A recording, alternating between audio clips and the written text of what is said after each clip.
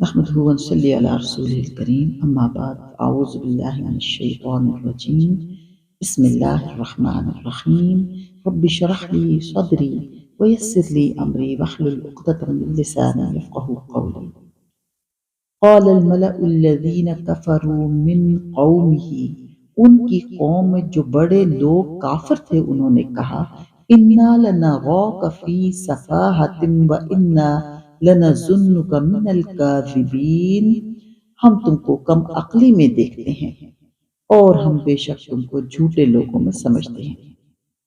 عزیز ساتھیو، السلام علیکم ورحمۃ اللہ وبرکاتہ۔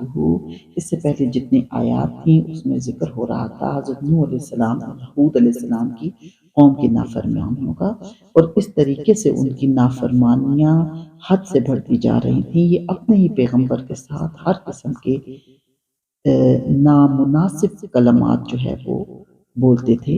یہ کم عقلی ان کے نزدیک یہ تھی کہ بتوں کو چھوڑ کر جن کی عبادت ان کے آباء و اجداد سے ہوتی آ رہی تھی اس سے ان کو روکا جا رہا تھا، اور اللہ سبحانہ و تعالیٰ کی عبادت کی طرف دعوت دی جا رہی تھی جو کہ ان کو گوارا نہیں تھی۔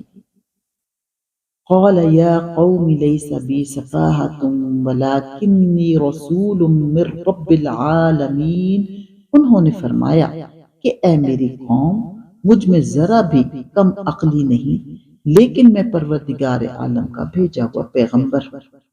ابلغکم رسالات ربی وانا لکم ناصح امین، تم کو اپنے پروردگار کے پیغام پہنچاتا ہوں اور میں تمہارا امانت دار خیر خواہ ہوں۔ امانت دار خیر خواہ کا مفہوم یہاں یہ ہے کہ وہ پیغام جو اللہ سبحانہ و تعالیٰ کی طرف سے پیغمبر کو آتا تھا ان کی قوم کے لیے، ویسے ہی آپ قوم تک پہنچاتے تھے، اور خیر خواہی ان کے بارے میں سوچتے تھے کہ یہ اللہ سبحانہ و تعالیٰ کے فرما بردار ہوں گے تو ان کو خیر عطا ہوگی۔ اوعجبتم ان جاءکم ذکر من ربکم علی رجل منکم لینذرکم، اور کیا تم اس بات سے تعجب کرتے ہو کہ تمہارے پروردگار کی طرف سے تمہارے پاس ایک ایسے شخص کی معرفت جو تمہارے ہی جنس کا ہے کوئی نصیحت کی بات آ گئی۔ وَاذْكُرُوا إِذْ جَعَلَكُمْ خُلَفَاءَ مِنْ بَعْدِ قَوْمِ نُوحٍ وَزَادَكُمْ فِي الْخَلْقِ بَسْطَةً، تاکہ وہ شخص تم کو ڈرائے اور تم یہ حالت یاد کرو کہ اللہ نے تم کو قوم نوح کے بعد جانشین بنایا اور ڈیل ڈول میں تم کو پھیلاؤ زیادہ دیا۔ فَاذْكُرُوا آلاء اللَّهِ لَعَلَّكُمْ تُفْلِحُونَ، سو اللہ کی نعمتوں کو یاد کرو تاکہ تم کو فلاح ہو۔ عزیز ساتھیو، آیت مبارکہ میں لفظ آلاء استعمال ہوا ہے جس کی معنی نعمتوں کے بھی ہیں اور کرشمائے قدرت کے بھی اور صفات حمیدہ کے بھی۔ آیت مبارکہ کا پورا مطلب یہ ہے کہ خدا کی نعمتوں اور اس کے احسانات کو بھی یاد رکھو اور یہ بھی فراموش نہ کرو کہ وہ تم سے یہ نعمتیں چھین لینے کی قدرت بھی رکھتا ہے۔ ایک دوسرے مقام پر اللہ سبحانہ و تعالیٰ نے ان کی بابت فرمایا، یعنی ان کے بارے میں فرمایا، اس قوم کے بارے میں، کہ اس جیسی قوت والی قوم پیدا نہیں کی گئی۔ اپنی اس قوت کے گھمنڈ میں مبتلا ہو کر اس نے کہا من اشد منا قوہ، ہم سے زیادہ طاقتور کون ہے؟ اللہ سبحانہ و تعالیٰ نے فرمایا جس نے انہیں پیدا کیا وہ ان سے زیادہ قوت والا ہے۔ یہ بات سورۃ حامیم سجدہ میں ہے۔ عزیز ساتھیو، آیت مبارکہ بہت سے پیغامات دیتی ہے کہ آج بھی اگر دنیا میں کوئی قوم اپنے آپ کو طاقتور سمجھے تو یہ اس کا گمان اور غرور جو ہے بالکل اس کی بہت بڑی غلط فہمی ہے۔ اللہ سبحانہ و تعالیٰ اس کے تمام اعمال سے بخوبی واقف ہے۔ جو کوئی بھی قوم حد سے گزرتی ہے تو اللہ سبحانہ و تعالیٰ نے اس کے لیے کچھ نہ کچھ انجام سوچ رکھا ہوتا ہے۔ قالوا اجئتنا لنعبد اللہ وحدہ ونذر ما كان يعبد آباؤنا، انہوں نے کہا کہ کیا آپ ہمارے پاس اس واسطے آئے ہیں کہ ہم صرف اللہ ہی کی عبادت کریں اور جن کو ہمارے باپ دادا پوجتے تھے ان کو چھوڑ دیں۔ فَأْتِنَا بِمَا تَعِدُنَا إِن كُنتَ مِنَ الصَّادِقِينَ، بس ہم کو جس عذاب کی دھمکی دیتے ہو اس کو ہمارے پاس منگوا دو اگر تم سچے ہو۔ یہاں یہ بات بھی نوٹ کر لیجئے کہ یہ قوم بھی اللہ سے منکر یا ناواقف نہیں تھی اور نہ اسے اللہ کی عبادت سے انکار تھا۔ دراصل وہ حضرت ہود کی جس بات کو ماننے سے انکار کرتی تھی وہ صرف یہ تھی کہ اکیلے اللہ کی بندگی کی جائے، کسی دوسرے کی بندگی اس کے ساتھ شامل نہ کی جائے۔ آباء و اجداد کی تقلید ہر دور میں گمراہی کی بنیاد رہی ہے۔ قوم عاد نے بھی یہی دلیل پیش کی اور شرک کو چھوڑ کر توحید کا راستہ اختیار کرنے پر آمادہ نہیں ہوئے۔ بدقسمتی سے مسلمانوں میں بھی اپنے بڑوں کی تقلید کی یہ بیماری عام ہوتی جا رہی ہے۔ جس طرح قریش مکہ نے بھی رسول اللہ صلی اللہ علیہ وسلم کی دعوت توحید کے جواب میں کہا تھا، اے اللہ اگر یہ حق ہے تیری طرف سے تو ہم پر آسمان سے پتھروں کی بارش برسا یا کوئی اور دردناک عذاب ہم پر بھیج دے۔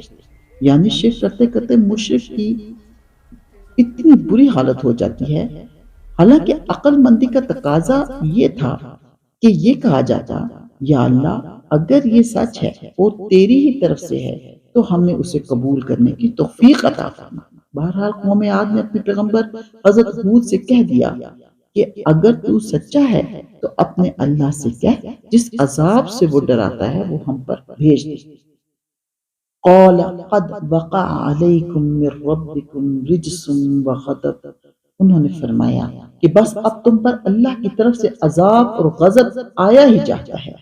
اتجادلوننی فی اسماء سمیتموها انتم وآباؤکم ما نزل اللہ بها من سلطان، کیا تم مجھ سے ایسے ناموں کے باب جھگڑتے ہو، یعنی کہ ناموں کے بارے میں جھگڑتے ہو جن کو تم نے اور تمہارے باپ دادوں نے ٹھہرا لیا ہے؟ ان کے معبود ہونے کی اللہ نے کوئی دلیل نہیں بھیجی ہے۔ فَانتَظِرُوا إِنِّي مَعَكُم مِّنَ الْمُنتَظِرِينَ، سو تم منتظر رہو میں بھی تمہارے ساتھ انتظار کر رہا ہوں۔